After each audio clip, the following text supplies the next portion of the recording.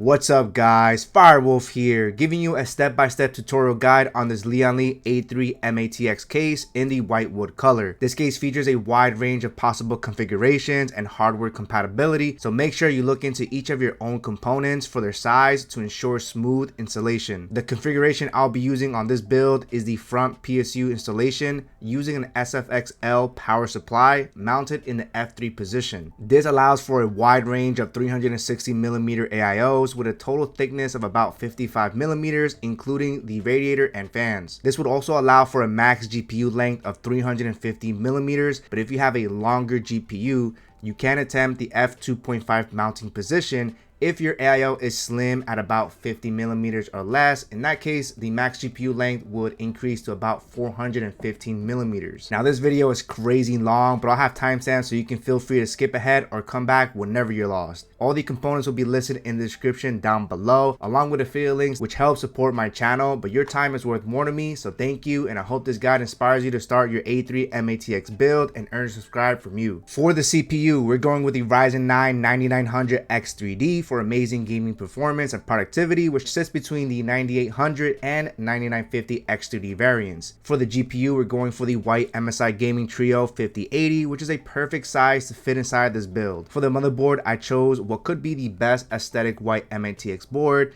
the AORUS B850M Elite Ice. Cooling the 9900X 3D is going to be the ROG Ryujin III 360 Extreme White Edition, which I was able to fit this beast of an AIO. For RAM, I went with 64 gigs of the gorgeous G.Skill Trident Z5 Royal Neo RGB, which features AMD Expo and awesome aesthetics. For NVMe storage, we have the powerful Gen 5 Samsung 9100 Pro paired with a Gen 4 990 Pro for extra storage. For fans, I went with the combination of Lian Li SL Infinity fans for the top and rear, and for the bottom, I went with the Thermalright TL C120 15W-S for its slimmer 15mm thickness, which allows for better airflow. Now when choosing a power supply unit, I highly recommend the SFX-L form factor, which gives you amazing flexibility in this case. I went with the ROG Loki 850 watt Platinum White Edition PSU that also features RGB lighting that will look amazing with the fan facing in the front of the case. But please keep in mind that you should only place the fan to the front if you have the wood edition A3. If you have the non-wood version, there is no ventilation in the front, so you would have to place the PSU with the fan facing inside the case. So with all the components out of the way, first thing we're setting up is the motherboard. All right, now we're ready to prep up our motherboard. In this step, we'll be installing our CPU, our NVMe SSD,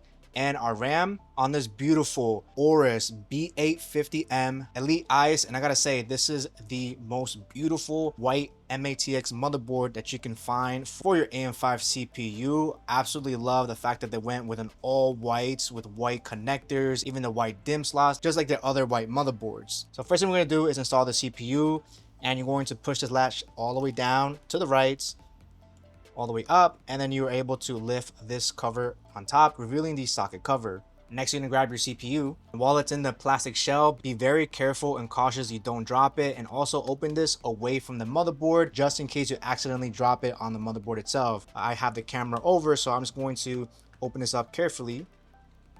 And whenever you hold the CPU, try to hold it on the side, and you want to locate this triangle on the top left, which will also line up on the triangle on the top left of the socket.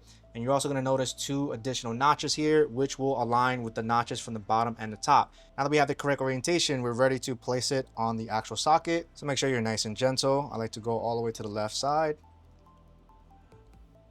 and then drop it down. Next, drop the cover back down. Opposite hand, light pressure on the motherboard, and push this latch all the way down. There's going to be some resistance, but go ahead and push it down anyway. And then you can take this cover away. I recommend you storing this just in case. And just like that, we have the CPU successfully installed. But I'm going to take it a step further and install this AM5 Secure Frame. This is completely optional. It's not necessary at all. However, there are some benefits of having a secure frame. So before installing the contact frame, you are going to need to have the CPU already in its socket. And you also have to make sure that you have the latch all the way in the open position.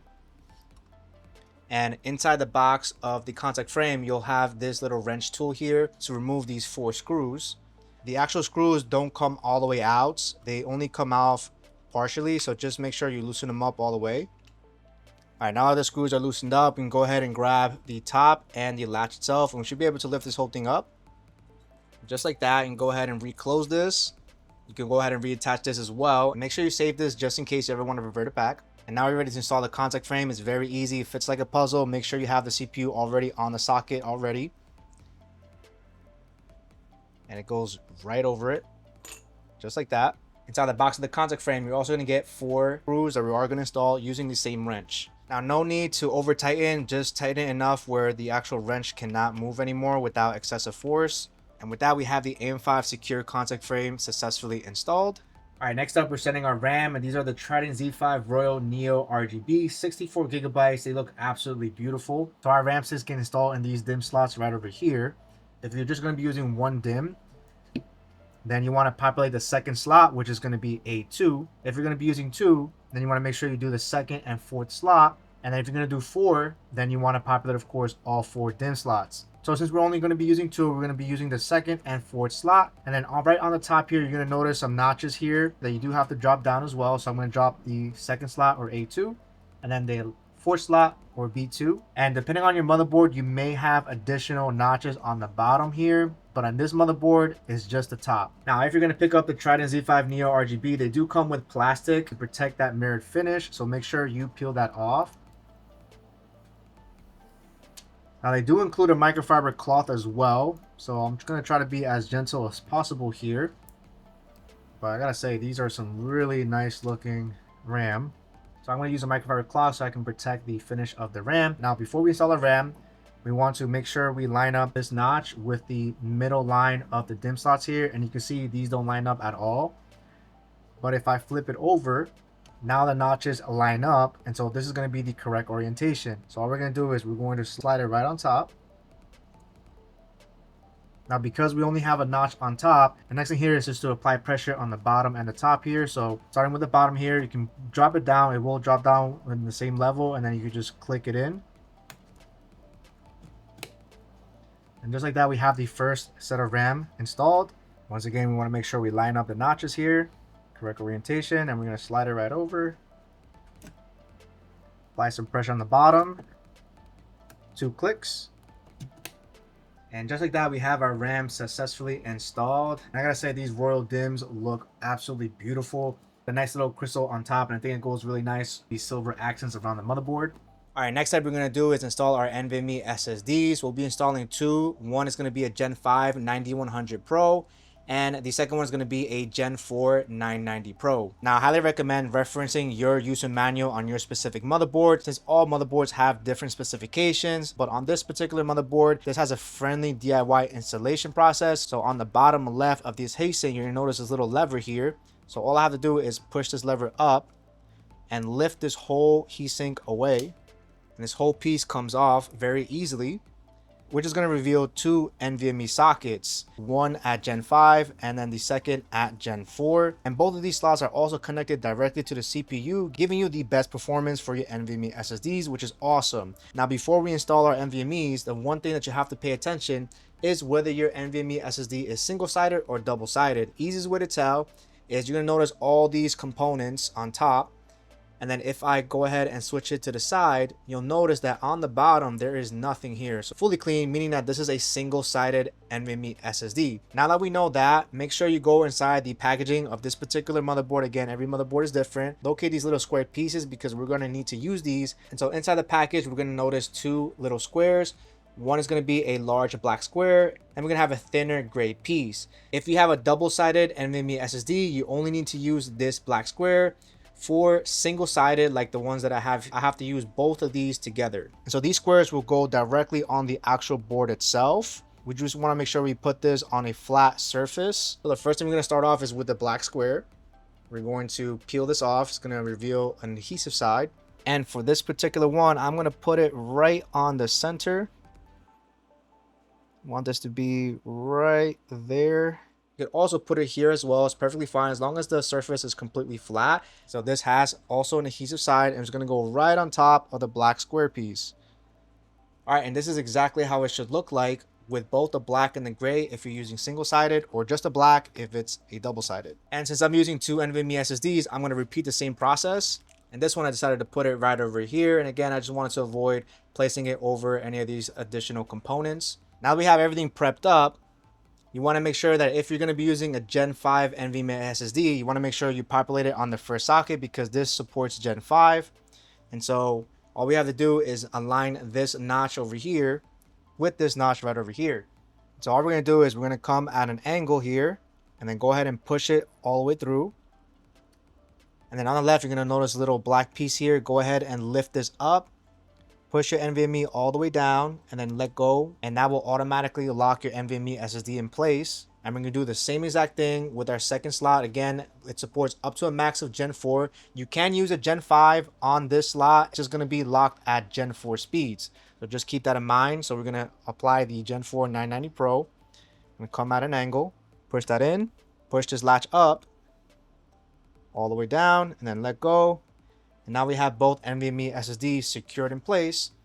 The next thing we're going to do is we're going to grab our heatsink. We're going to flip it over. And we want to make sure you peel off these little stickers, revealing the thermal pad. If you're just going to be using one, you can leave the other one intact. But since we're using two, of course, we're going to be peeling off the second one.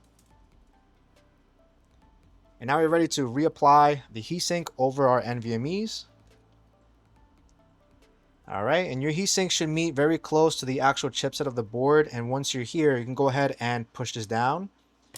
And once that's locked into place, we now have our NVMe SSD successfully installed. You can kind of see it right over there. So the final step in prepping up our motherboard is prepping up our cooler. Whether you're going to be using an air-cooled or an AIO, chances are you're going to have to remove these two plastic pieces. And so the AIO that I'm going to go for is going to be the ROG Ryujin III 360 Extreme, which uses this brackets to install on an AM5 processor. Now reference the manual of your specific cooler because they're going to be completely different, whether it's Intel, AMD, some of them use brackets, some of them use standoffs. Again, follow the directions, but to remove these two pieces here, it's going to take a Phillips screwdriver.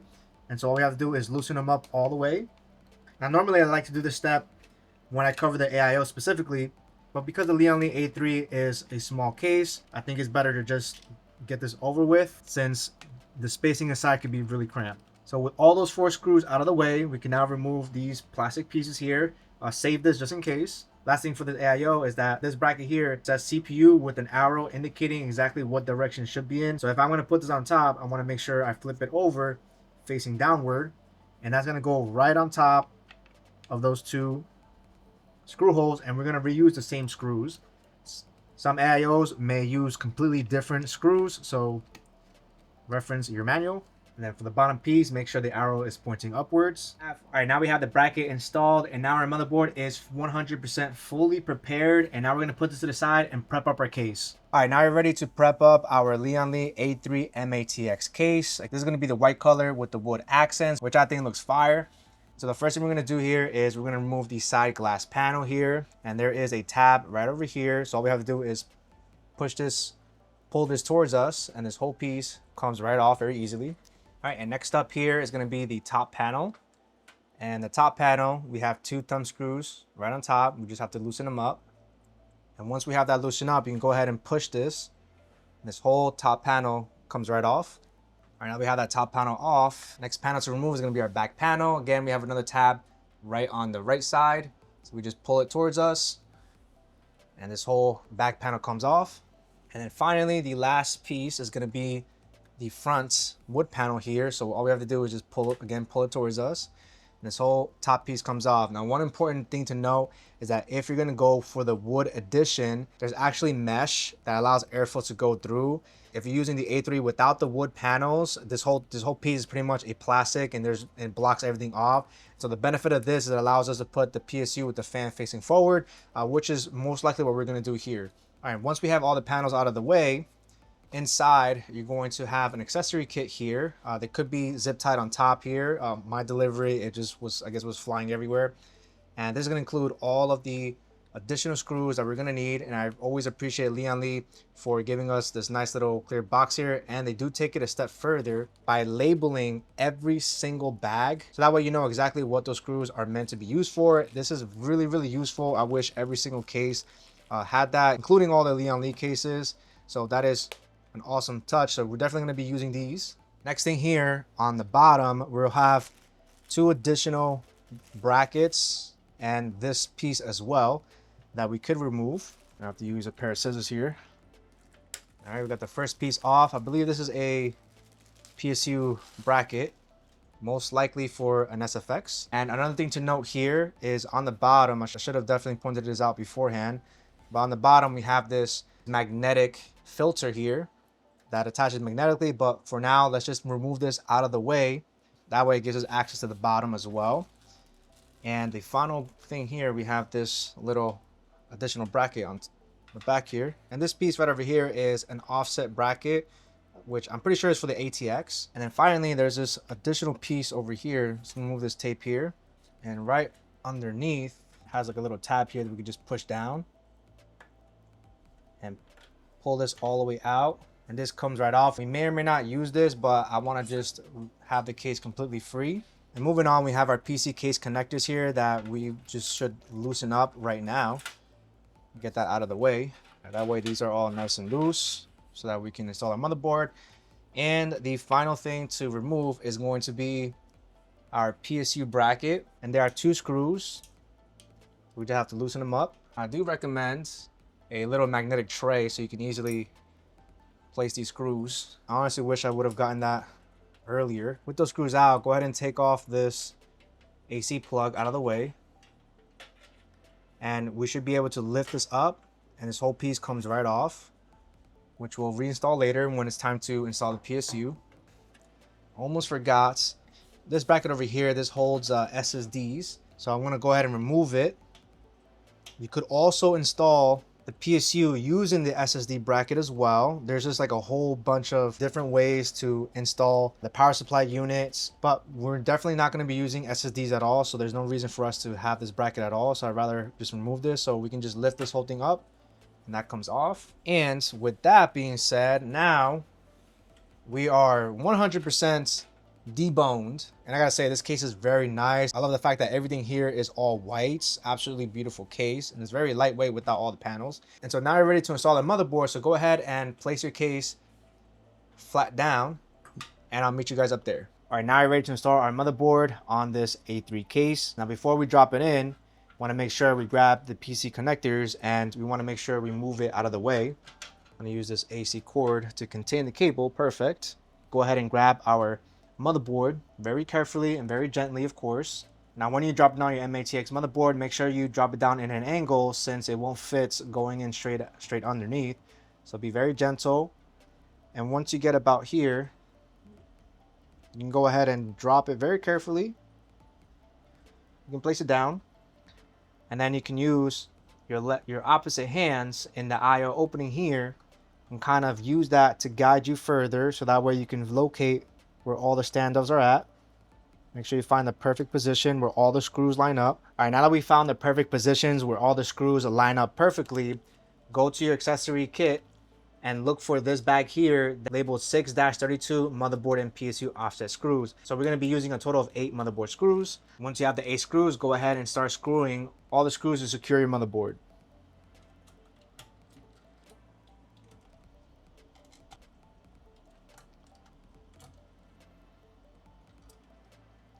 All right, now that we have all screws in, you can go ahead and lift up the case because now your motherboard is successfully secured. All right, here is how the motherboard is looking so far with it installed on the case. Now the next step here is installing our PC connectors. All right, so this case has a total of 4 connectors. I'm going to start off with the first cable all the way in the corner. There's going to be this one over here, which is a USB-C connector, and that obviously controls the USB-C of the case. But reference your motherboard's layout for exactly where each of these go. But on this AORUS Elite Ice, the Type-C connector is located right over there and only goes in one way. All right, once we have that connected, the next cable in order is going to be our HD audio, and that's going to be located on the bottom left of our motherboard. And so we're going to sneak that all the way through here. And there's a total of 9 pins with 1 missing. Make sure you match the missing pin with your HD audio connector, which is on the bottom left. Go ahead and connect that all the way in. All right, that connector is all the way in. Next connector is going to be our front panel connector, and that's going to be located on the bottom right of our motherboards. Now a lot of these newer AORUS motherboards, the front panel connector is located just like every other motherboard on the bottom right, but this one has a unique connector with additional pins on the right side, which is not usually found in other types of motherboards. So for this particular motherboard, our front panel is going to be located in this white tab, the bottom right white tab, which is very large, but on the left side. You're going to ignore all the pins on the right side. For this particular motherboard, we're going to focus on the left side of this large white piece connector. Most other motherboards are simpler, but we have that right over there on the left side. And finally, the last connector here is going to be the largest one, and this is going to control the USB-A in the front of your case. And depending on which motherboard you have, it may be similar to this one where the connector is facing this way, or it might be facing with a right angle adapter instead, like this motherboard. So just to show you here, the actual connector is right over here, and you're going to line that notch right there. So thankfully we have just enough space to push it all the way in. All right, now that we have everything connected, the best thing to do here is to cable manage as we go.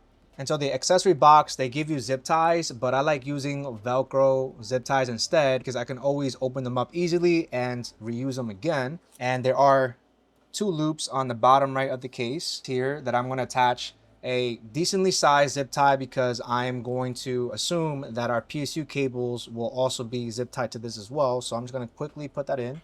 All right, so with those Velcro zip ties on, I'm going to go ahead and take all of these cables. All right, so with these 2 Velcro straps, it's momentarily keeping things out of the way so that way we have a clear line of sight for everything else that we're going to install. All right, guys, so I made an adjustment here. Now, because this USB-C sticks out very aggressively, because you can see the cable sticks out, and because there's not a lot of space, it could interfere with installing the GPU. So my recommendation is to get yourself a right angle adapter. Now I'll link this down below, and what this does is it basically converts this into a right angle, just like how we have it down here. Very inexpensive, under $10. And all we're going to do is we're going to plug this in first, plug it all the way in. Okay, now that that's plugged in, now we can insert this cable over here. So that way the direction of the cable is not shooting from this side, making it very easy to maneuver things around the case. If your motherboard USB-A port is also on top, you may want to also look into a right angle adapter to give you the most amount of space. I will also link a right angle adapter for this type of USB as well, just in case you want more flexibility. It's probably what I recommend. The only other option, of course, is to not plug this in at all, which again, you would lose the access of USB-C. But I think that right angle adapter honestly solves the issue of that cable shooting out like that. And it's going to depend on the motherboard, of course. If your motherboard already has it right angle, then you're golden. All right, let's talk about bottom fan placement. Whether you should install fans or not is going to completely depend on the GPU that you're going to use. Once again, this is the MSI Gaming Trio 5080, which has a thickness of 50 millimeters. Whether you can install fans or not depends again of the size of your GPU. This is an AORUS Master 5080, which is a very thick card, and I believe this is about a 3.7 slot GPU, so it's a very thick GPU. Now I can fit the AORUS Master into the case. Of course, it's going to limit the positioning of the PSU, but if I were to put the 5080 Masters, because of the thickness of the card, I don't have any type of options to add any type of fans on the bottom.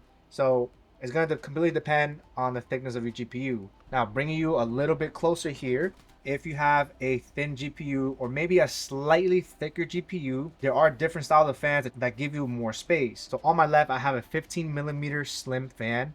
And on my right, I have a standard size fan, which are usually 25 millimeters in thickness. If I were to put these two together, you can clearly see that the Lian Li SL Infinity fan is thicker than this Thermalright slim fan. And so for the purpose of visuals, I'm going to tilt this a little bit down, and I'm going to push these fans all the way down.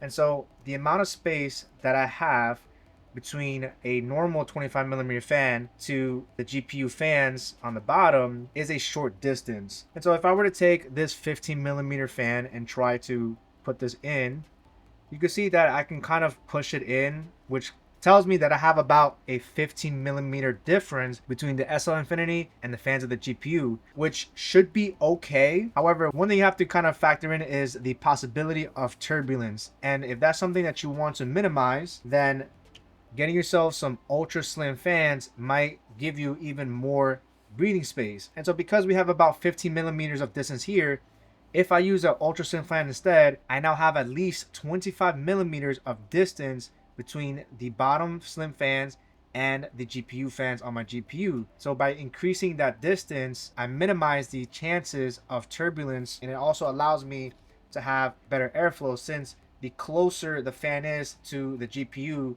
the less effective it becomes. So that's something that you have to really consider, because although I would love to put SL Infinities all on the bottom for it to give it a nice uniform look, I also want to consider proper airflow, of course. Now I'm ready to install some fans. Since we're going to be using an AIO, we don't have to worry about the top fans yet, so we'll worry about that when we install the AIO. On the rear side of the case, we'll be able to fit one 120 millimeter fan, and so I'll be using the SL Infinities for both the top and the rear.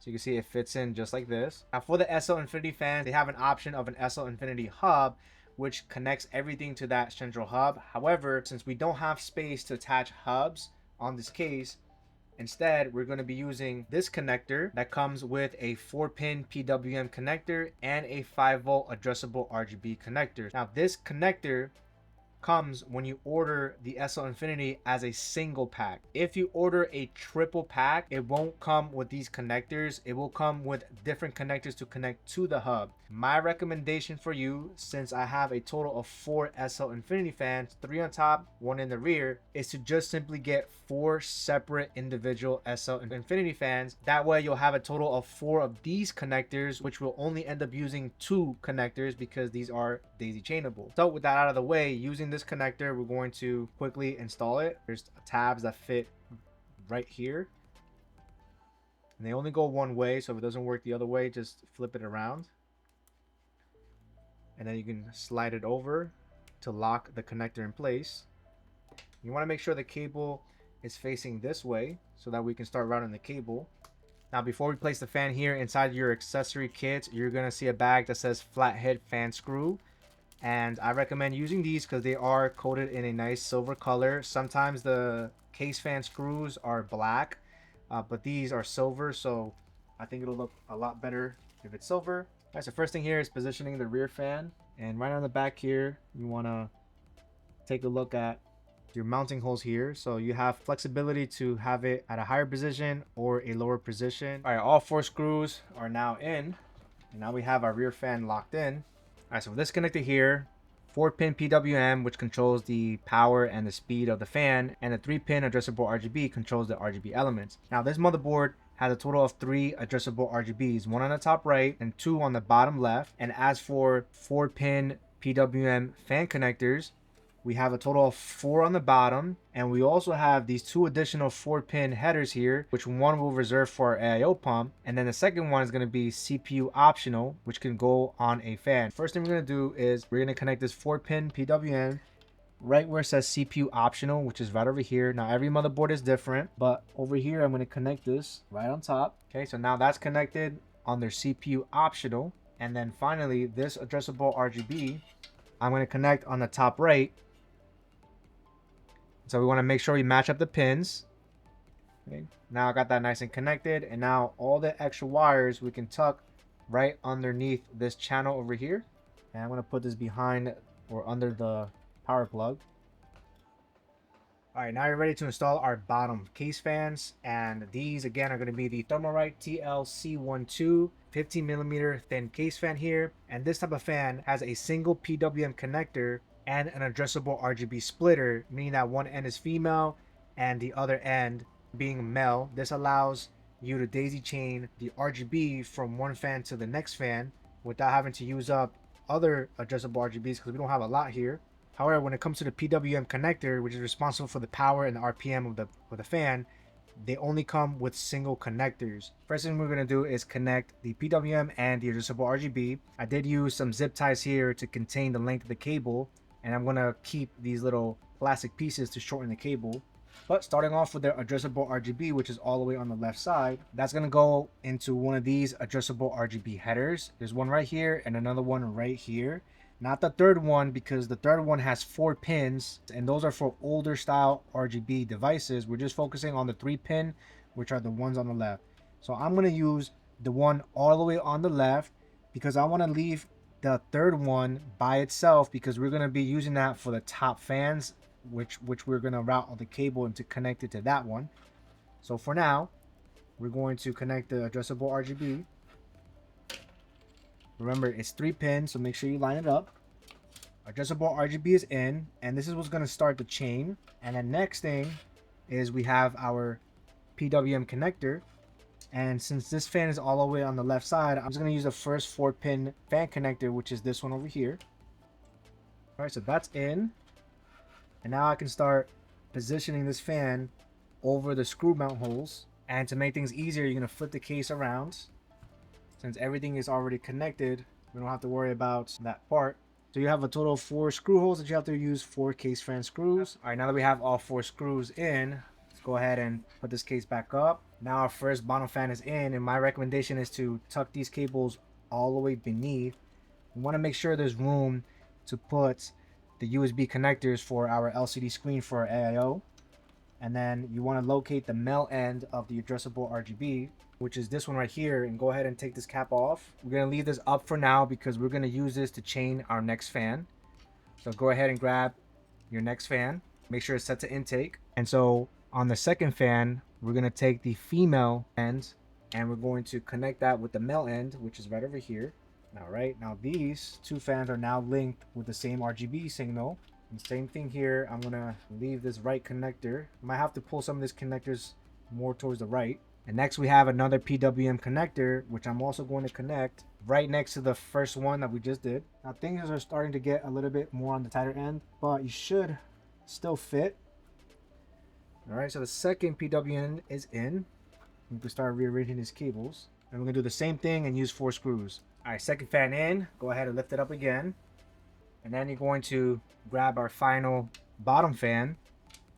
And we're going to do the same exact thing. We're going to locate the female adjustable RGB first. Connect that to the male end. All right, so now that's connected. And now we're going to have a final male connector, which in this particular case, since I'm using the Loki SFX-L PSU that has an RGB fan, I'm actually going to use this last male end to connect our PSU, which is going to be this one right here. This one has an RGB fan, which I definitely want to take advantage of since that PSU is pretty expensive. So we're going to leave that final one over there. We're going to grab the third PWM connector and we're going to have to start pushing these cables underneath to expose the last 2 PWM connectors. So I'm going to connect this to the third slot and I'm going to leave the last one to connect my last set of fans. All right, so that's connected. I'm going to leave this male connector all the way to the right.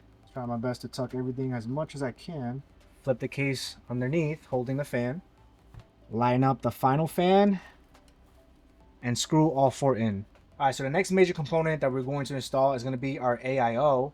However, because the AIO is going to have a lot of thickness, it's going to block our CPU power connector where that gets connected from the PSU to the motherboard. And so before we even install the AIO, you want to go ahead and grab your PSU and you want to go inside the box and locate your PSU cable connectors. Now this is going to be in the SFX-L form factor, and the reason why I recommend having a smaller PSU is not only the fact that you get more space with a smaller PSU, but the cables that come in these PSUs are also shorter. So if you're going to use a standard ATX, which just does support, you're going to severely limit the length of the GPU and how much space you have, and then the actual cables are going to be even longer. And so the only cables that we're going to be focusing on for our PSU is going to be your standard 24-pin motherboard connector, the power connector for your graphics card. In this case, because I'm using a 50 series, I'm going to be using the 12-volt high power cable. For other GPUs that don't utilize this connector, then you'll use the PCIe connector, which might take 1, 2, or up to 3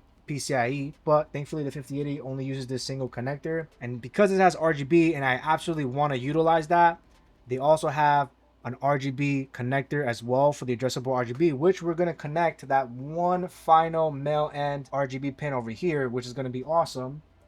And so finally, we're going to make sure we're going to grab our CPU power connector.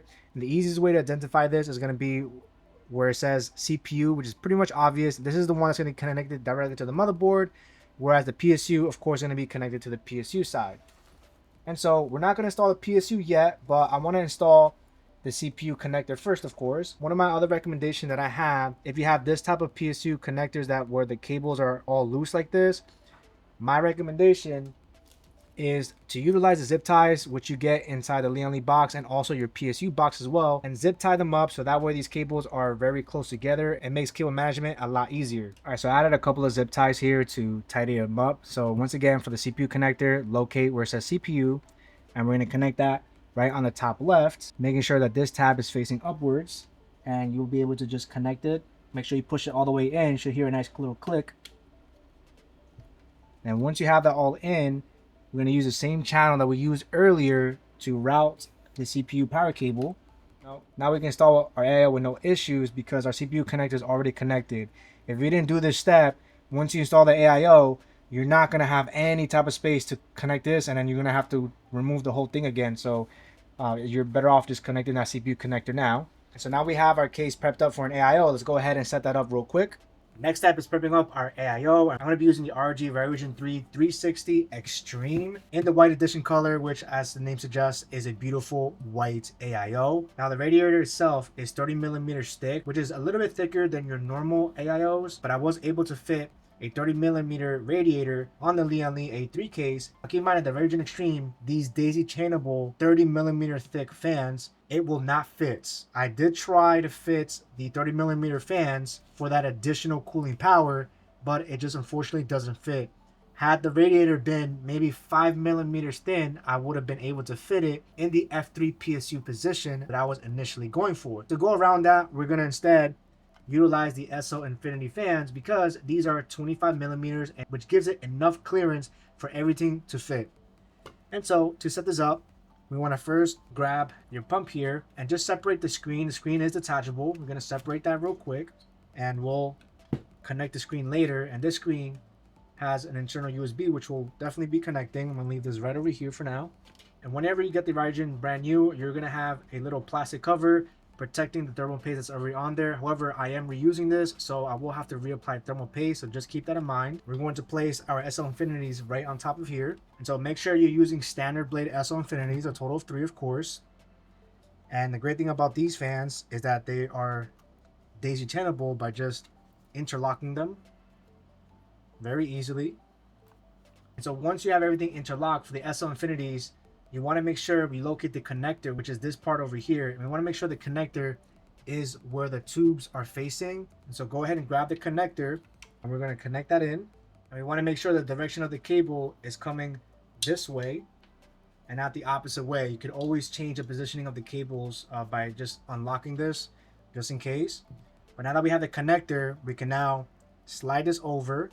And so we're going to screw in a total of 12 radiator screws all around. All right, so now we have all 3 SL Infinity fans screwed in. And so the total thickness that we have, including the radiator and the fans, is 55mm in thickness. Just keep that in mind if you want to follow this tutorial. As long as you have a radiator that's 30mm or under, you should be able to fit your AIO. So let's go ahead and attempt to install this. And so all we have to do here is grab the pump, lay it down on the table, and slowly position your AIO. All right, so it looks like the rear fan might give me a little bit of an issue, but as long as we go in a different angle,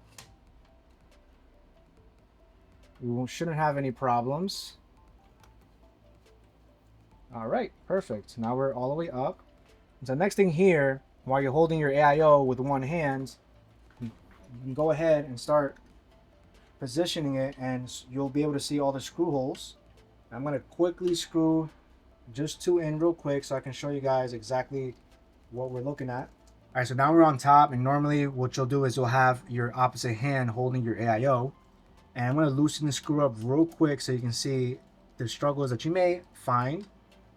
So right over here, you'll notice that the CPU connector is right over there. So sometimes you'll notice that the screw holes might not be aligned, but don't be afraid and to give it enough push so that you have enough space to screw that screw in. As long as you have 2 screws, you should be able to just let go of the AIO, and you should be able to now screw in all the other screws. Make sure you screw in at least 8 screws. All right, so these are all the screws that I was able to screw in. A total of 10 screws. Again, you don't have to screw all 12 in. As long as you have the majority all over, you're perfectly fine.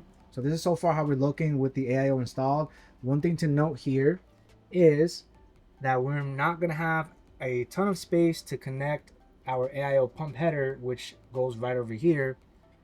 And the one that I'm referring to is this cable over here. Looking back, you could probably connect this first, but it looks like I have just enough space to connect it. I shouldn't have much of a problem, so I'm going to proceed. But if you have any type of issues, I'll put some notes there just in case. You may have to move it, but I don't think you need to.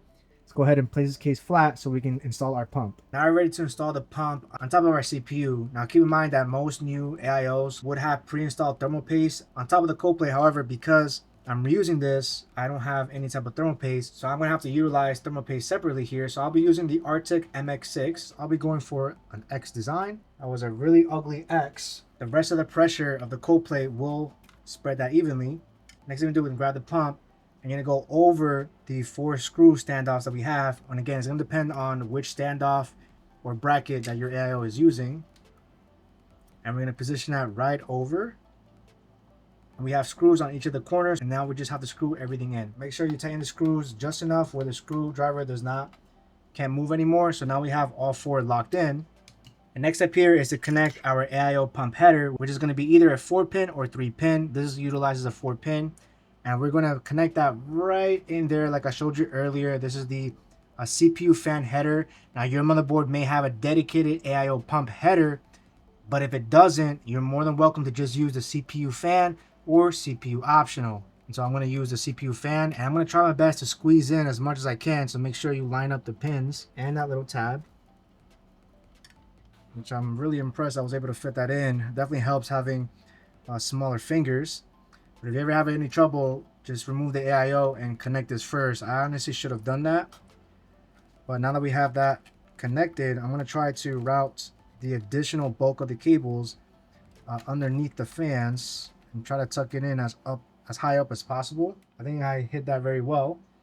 Next up here, if your AIO has a removable LCD screen like this one does, then go ahead and reattach it. We're also going to have an internal USB header, and this is only unique for AIOs that have that LCD screen. If you don't have an LCD screen, then you won't have to worry about that connector. So I'm gonna snap that right on top, and this connector is gonna go on the bottom. It will probably be easier if I just connect the internal USB first. Let's see if I have enough space to do it right from here. So yeah, I should have enough space. If I push these cables all the way down, it's really hard to show you here. I have access to the USB connector, which is right over there. Pushing these cables back, you'll notice these 2 USBs right over here, and so I can connect it to either one. Just make sure you match the missing pin. It's 9 pins with 1 missing one, and I want to try my best to squeeze that in.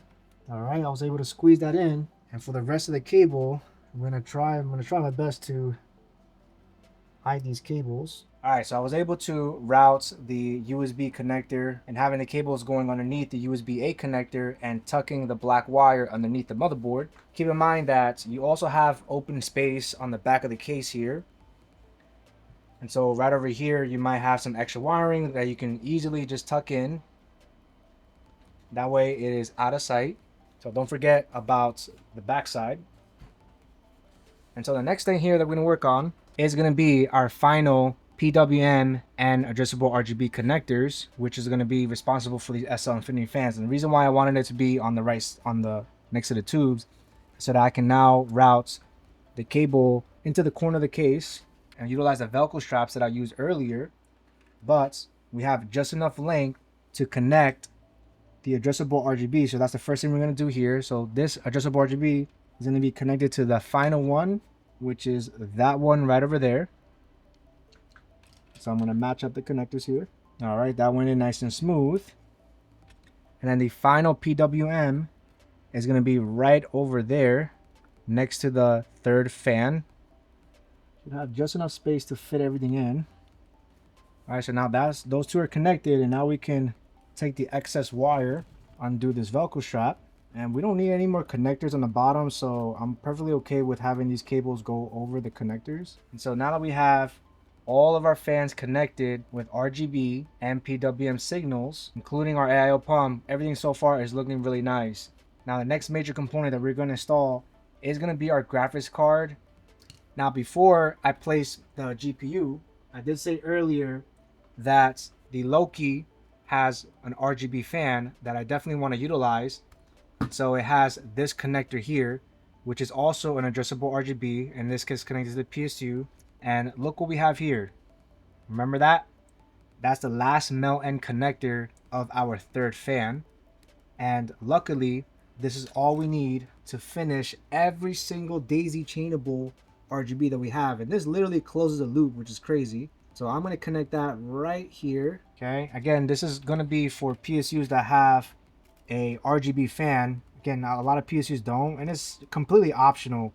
I just want to have RGB because this Loki costs a lot of money, and I want to see my money's worth. And now we have all the connectors connected, because once I put the GPU, it's going to be very tight to fit everything else that we need to fit, which normally is left to the end. However, since we're putting the PSU in the front, we want to make sure that your GPU will actually fit, because sometimes, depending on if you're very close to the limits, trying to put your graphics card in with the PSU already there might be very difficult to do.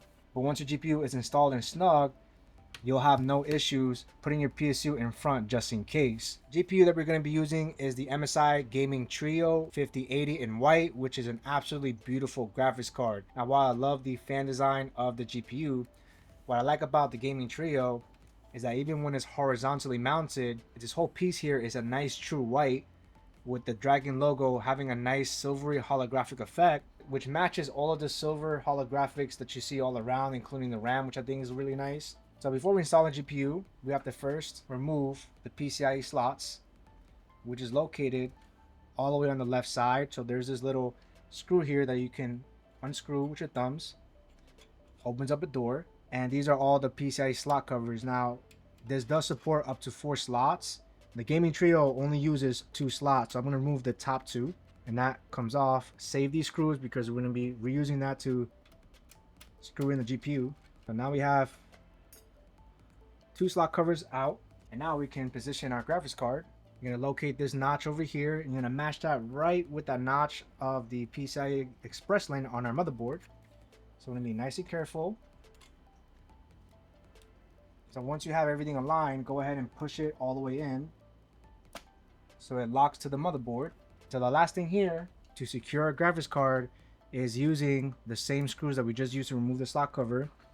Go ahead and lift this up just a little bit so that the screws can align. Ideally, you want to align it in the middle. All right, so with those 2 screws in, now we can close this door and screw that back in. Now we have our graphics card successfully installed, and as you can see, we have a pretty good amount of space between the slim fans and the bottom of the fan, so I think this looks really nice. All right, so we're almost at the finish line. We're going to get ready to install our PSU, but to make things very easy, let's first connect our remaining PSU cables, which should be your motherboard 24-pin connector and whatever cable you're going to use for your GPU. In this sense, we're going to be using the 12-volt high power cable because we have a 50 series. And so for the motherboard connector, you're going to take the larger end here, which is a 24-pin, and you're going to connect that right over there, making sure that the tab is facing to the right. And so we're going to connect that right in. All right, so that's connected, and I'm going to route this cable to the back, just like this. And the next thing here is we're going to take our 12-volt high power cable. Just an FYI, I did use zip ties to contain the cables because otherwise these will be flying everywhere. Some 12-volt high power cables have PSU written on it. Make sure that's on the PSU side. And this side, we're going to plug in right where our connector is at. And when it comes to the 12-volt high power cable, it's a very infamous connector. But the best thing to do here is to always make sure that you plug it in all the way in.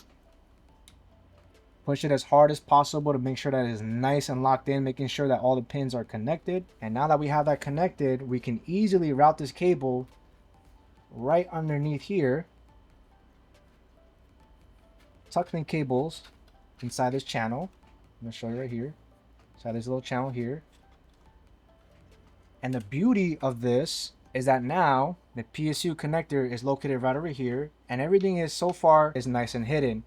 And what we should have now is all of our PSU connectors here. So we have our motherboard, our CPU, RGB if you have it, and our GPU cable, which is a 12-volt high power cable. If you're using another GPU that uses PCIe connectors, if you're using 2 or 3, it's going to be a little bit rough with the cable management. So I personally like the 12-volt high power cable for that purpose because the connector is so simple and easy to use. And finally, we'll have the AC power cord extender that we are going to use. Now that we have everything there, the final thing here to do is to install it on our case. Now we're ready to prep up our PSU. And once again, we're going to be using the ROG SFX-L 850 watt Platinum Edition PSU, which has a smaller footprint versus a standard ATX power supply unit.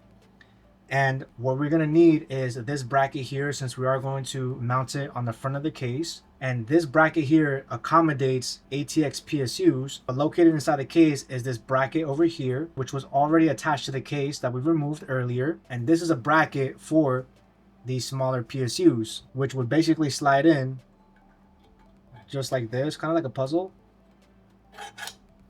you know, and everything basically gets screwed in. Now, your SFX power supply unit might come with its own bracket, and this ROG does have its own bracket that you are more than welcome to use, but I want to make sure I make this tutorial universal for as many people, so I'm going to use what's included with our Lian Li A3 case. We're going to line it over the PSU mounting holes, which is going to be where the AC input's at. And so we have a total of 4 screws here that we can easily screw in. So I'm going to use the PSU screws that came with the ROG PSU for this bracket here. Now pay attention to where the bracket's at, because this portion of the bracket is exactly where our PSU is going to be mounted in, and you want to make sure that the fan is facing this side. For those that have the wood panel, keep in mind it's only for wood panel. If you don't have the wood panel, you would have to flip this the other way where the fan is facing inside. And so in this case, this AC power unit would be located on the other side. So just keep in mind of that orientation. Since we have the wood panel, we're going to keep the fan in front so that it is pulling in cold air versus warmer air inside the case. All right, now that we have it secured to this bracket, go ahead and bring the main ATX bracket. And now we can slide this just like this. We want to basically match this part with that part of the bracket, so it slides in, making sure that these tabs go over the metal bars. And by doing that, you'll now see 2 additional screws that you can screw in only on the right side. So I'm going to use the PSU screws that came in the Lian Li box, and I decided to use different colored screws so you can easily see what's screwed in on the PSU and what's screwed in with the actual bracket itself. And now we are ready to install it in the front of the case. All right, guys, moment of truth. This is where everything can happen or it can fail. Position that we're going to aim for is going to be this hole over here, which is position F3. So it's F1, F2, F2.5, and this is F3. So before we start pushing this in, go ahead and flip it over, and we want to first connect all of these connectors. And so I'm going to start off with the motherboard, and you're going to locate where it says MB. So there's these 2 connectors over here. I'm going to connect that right in. Make sure you push that all the way in. All right, motherboard is in. Next, we're going to grab the CPU, and you're going to locate where it says CPU/PCIe. So it'll be these 2 over here. And I'm going to connect that real quick. I might not have enough, not too much space. I want to try to connect it here. All right, CPU is connected. Next major connector is going to be our GPU connectors, the 12-volt high power cable, which is going to be on the top left. It's really hard to show you because we're really tight on space. Well, that's going to be connected right over here. Make sure we connect that all the way in. All right, and our final optional connector is going to be this 2-pin, and that's going to be connected where it says addressable RGB, which is on this motherboard on this position here. So I'm going to quickly connect that real quick. It's just 2 cute little pins. I'm going to connect that in. So we should have everything now connected. And now let's go ahead and flip this over. Next thing that we want to do here is actually, before I even do this, if your AIO has like this little Velcro strap, just take it off to give us the most maneuverability of the tubes here, because we're going to have to move these tubes. And so go ahead and pick up your PSU, and you're going to locate the AC power cord, which is this right over here, and we're going to pre-connect it. Now you may have to switch this to the on position if you're not going to have room, but in this setup I'm going to have enough room to switch the power supply unit at ease. And so, moment of truth, guys, this is when we're going to start pushing in. So my recommendation is start pushing all these cables outward to give you the most space. And these tubes here, they're going to be bent, so don't worry about it. And so we're going to aim for that F3 position. So we're going to start pushing this bracket in. And you're going to notice the tubes pushing backwards, but go ahead, use your opposite hand to lift it as high up as possible, and go ahead and push it all the way in. This is a little bit easier if we move this tube all the way to the right and this to the left.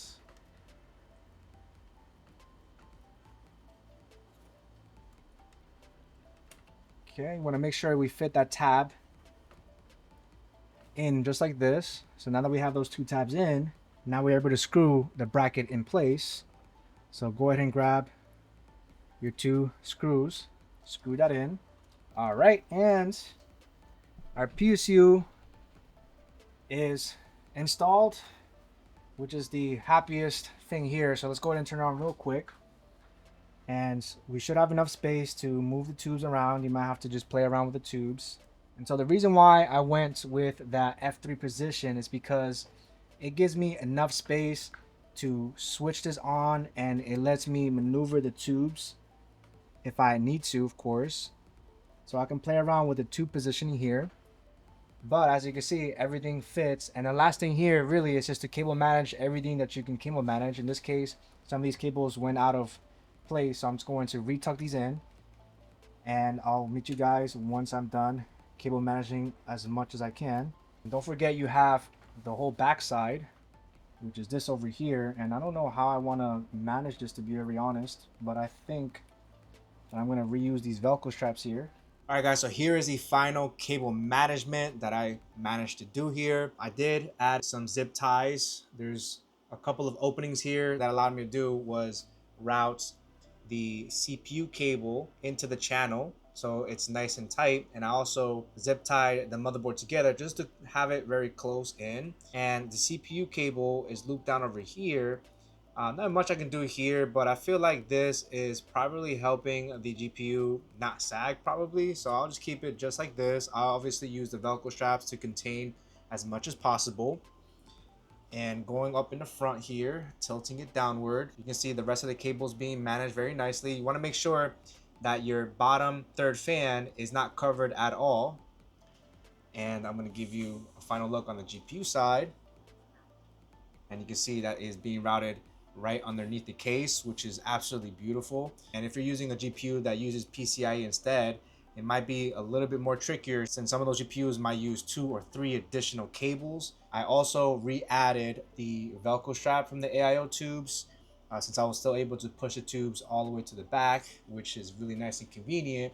And I push it all the way back so that we can see that beautiful holographic Dragon logo on our GPU, which is really nice. I still have access to my switch here, so if I ever need to easily power it on or power it back on, I can just take off the glass panel, make that switch happen. Now I'm really impressed overall with how much I was able to fit inside. I mean, a 360mm AIO is crazy. But other than that, guys, we are finally ready to assemble this case. Alright, so first step is going to be our back panel, which has this really nice see-through mesh. And if you wanted to, you could add the SSD bracket again if that's what you want. It might be a little bit more of a tighter squeeze, but I think having it with this mesh on the back, for it being nice and see-through, I think that's pretty awesome. That snaps in very easily, and then we're going to rotate the case here. Next, we're going to tackle our front panel. All right, here is the wood panel. And just like I said earlier, it does have ventilation here, which is why we're able to put the PSU on the front side so it can intake cold air. And it does come with a filter as well that you could also remove very easily. It's magnetic as well. And so locate the bottom tabs, and that snaps in nice and smooth. Definitely love the wood accents of this A3, and I love the fact that there's extra ventilation for our PSU. And we're gonna grab the top mesh panel, and that's going to be, make sure you have the screws facing that way, and that's gonna slide in very easily. 2 screws to lock it in place with your thumb. All right, top panel's in, and the last piece is gonna be our glass panel. I'm gonna rotate it on the back here because I believe there is some plastic on the inside. Yep, there definitely is some plastic. So plastic on the inside and plastic on the outside as well. All right, quickly clean the back of the panel. I'm gonna put that back in. Snaps into place easily, and let's give it a nice little glass panel action here. All right, guys, and there we have it. Fully assembled, absolutely beautiful. Let's take a look at the back here real quick. This is where we're going to, of course, connect all of our connectors. Our AC power plug is going to go on the top left. And just to make sure here, almost forgot, right on the bottom, make sure you reattach the magnetic filter that we removed earlier as well. Completely forgot to mention that. It's going to be right underneath, magnetically attached. So it filters out all the unwanted dust because we don't want that going anywhere near our case. All right, guys, we're ready to power it on. The power button is located right on the center. So 3, 2. All right, guys, as you can see, we have all the RGB turned on. Now I've already have Windows already set up here, and I did set up all the programs prior.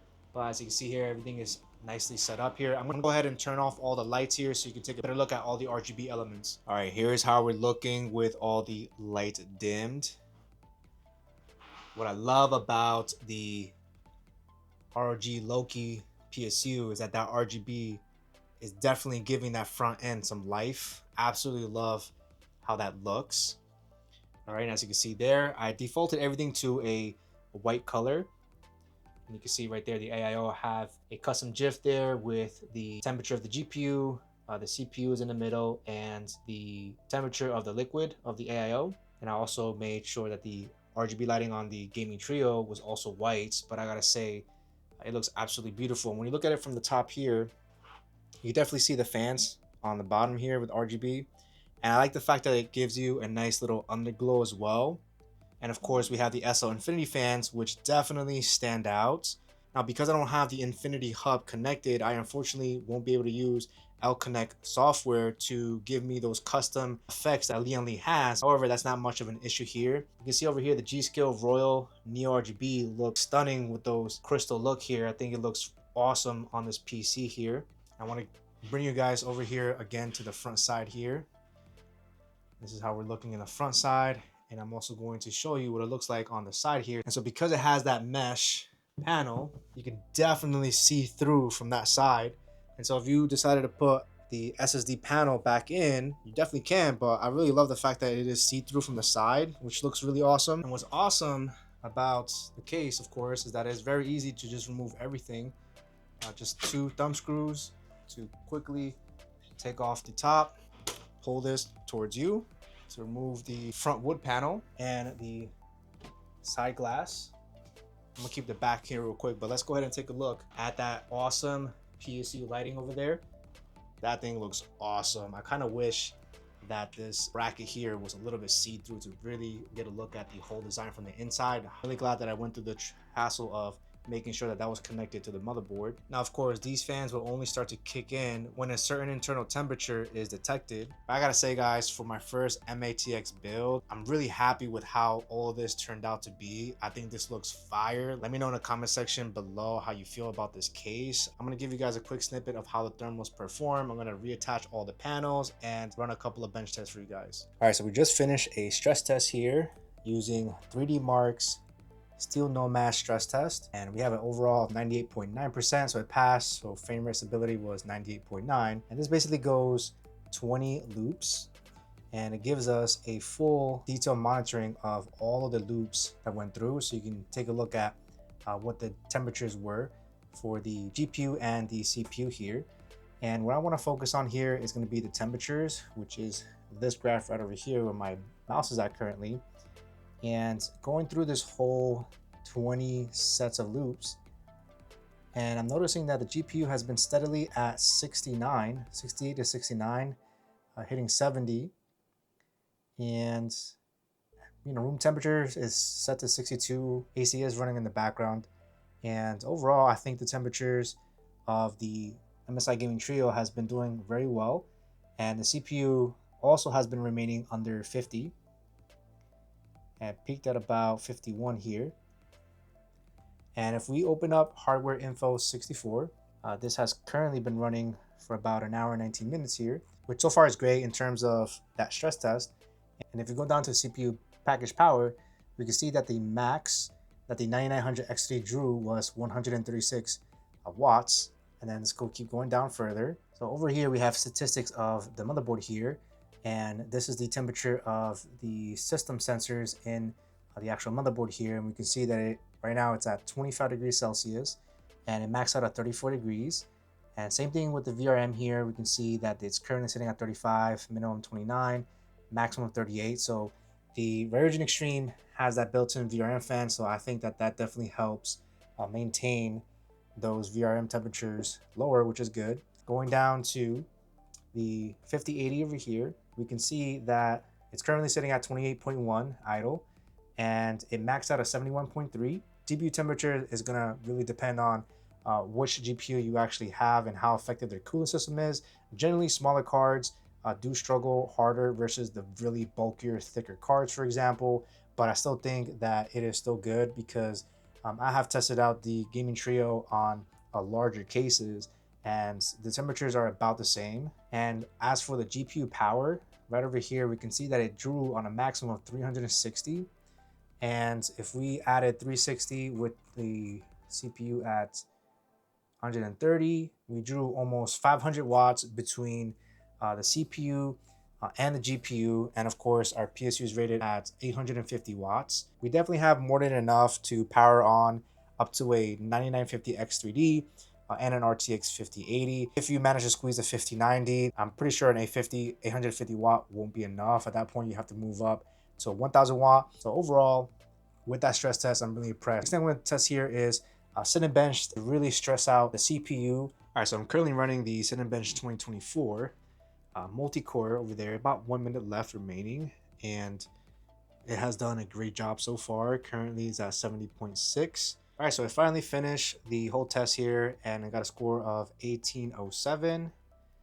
And we can see a little bit of some rankings here, comparing it to an Apple M1 Ultra. And here's gameplay footage of Black Myth Wukong at 1440p, cinematic graphics settings, ray tracing set to very high with DLSS set to performance and 4x multi-frame generation. I think 1440p is a great way to showcase how well the 9900 X2D performs alongside the 5080, since X2D CPUs tend to be utilized more in 1440p versus 4K. The Gaming Trio in this example peaks at about 65 degrees Celsius, while the 9900 X2D peaks at 60 degrees. I have the fan curves of the bottom fans set to kick in at close to 100% when the GPU temps are higher, and keep the CPU fans at about 60% when gaming. If I were to place my hand on the bottom of the PC, it is super cold. If I place my hand on top of the wood panel, it is very cold as well. Putting my hand on top of the actual radiator, you can definitely feel some heats. It's definitely a lot warmer than every other part of the PC. And in the rear is just slightly warm, but overall, I'm really satisfied with the airflow that I'm receiving on this whole build.